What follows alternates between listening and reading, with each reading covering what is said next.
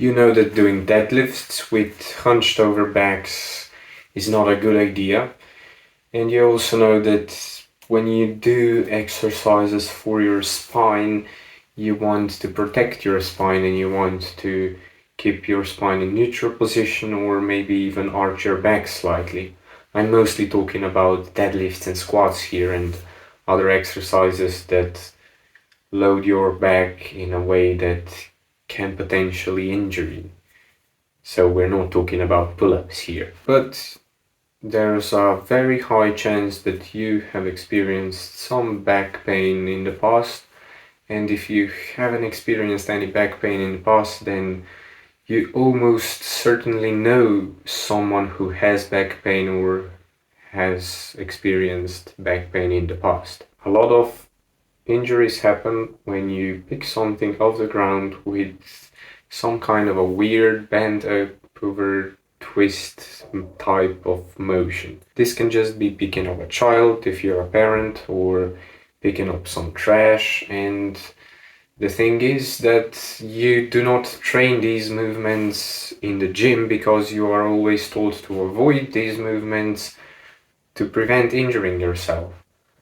But my hypothesis is that if you actually slowly and correctly train these movements, then you won't be as prone to injuries and will be actually healthier when it comes to spine health. That's why I have decided to start doing a spine day, like an arm day, just not dedicated to arms, but to bending and twisting my spine specifically.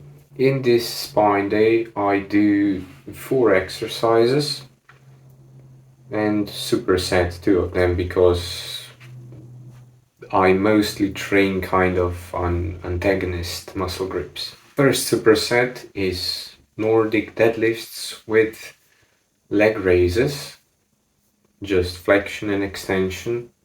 And a lot of people do leg raises because this is just considered a normal, healthy exercise, but I very rarely see someone even on YouTube doing Nordic deadlifts or Nordic curls or Zercher deadlifts, because people are firstly just afraid of bending their spine, but if they are not afraid of bending their spine, they are afraid of loading and progressively overloading spine in bent positions. In general, my hypothesis is that if you do a slow, correct and controlled progressive overload on any exercise, you will get better at this exercise and you will get better and more injury resistant in this movement pattern. The other 2 exercises I superset are, first one just a rotating sit-up, and second one, this, I don't know the name of this one, it's like a weird twisting hyperextension. If no one has actually done this one before or no one is doing it right now, it can be named after me. It would be kind of cool. Something like channel name hyperextensions. FLIS like hyperextensions. I would be very grateful if you contribute to this training philosophy, or however you want to call this, in the comments and just say what you actually think about this. Even if you just disagree, just say I disagree, and if you just agree, say I agree.